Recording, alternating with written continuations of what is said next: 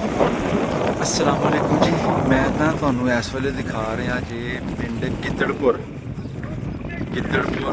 ਪਿੰਡ ਦਾ view before partition. ਤਹਿਸੀਲ ਸ਼ਕਰਗੜ੍ਹ ਸੀ ਔਰ ਜ਼ਿਲ੍ਹਾ ਗੁਰਦਾਸਪੁਰ। ਪਾਕਿਸਤਾਨ ਬਣਨ ਤੋਂ ਬਾਅਦ ਜ਼ਿਲ੍ਹਾ ਨਾਰਵਲ ਔਰ ਤਹਿਸੀਲ ਸ਼ਕਰਗੜ੍ਹ।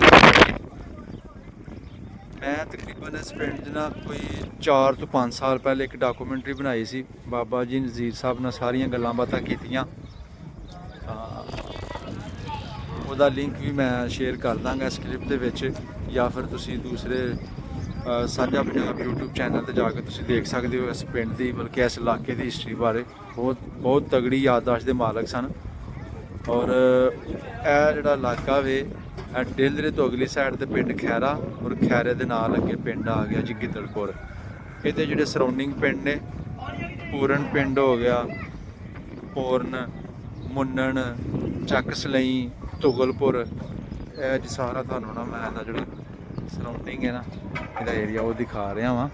ਇਹ ਜੋ ਸਾਹਮਣੇ ਪਿੰਡ ਹੈ ਨਾ ਜੀ, ਇਹ ਵਾਲਾ, ਠੀਕ ਹੈ ਜੀ, ਇਹ ਪਿੰਡ ਹੈ ਜੀ ਖੈਰਾ, ਠੀਕ ਹੈ ਜੀ, ਇਹ ਖੈਰਾ ਪਿੰਡ।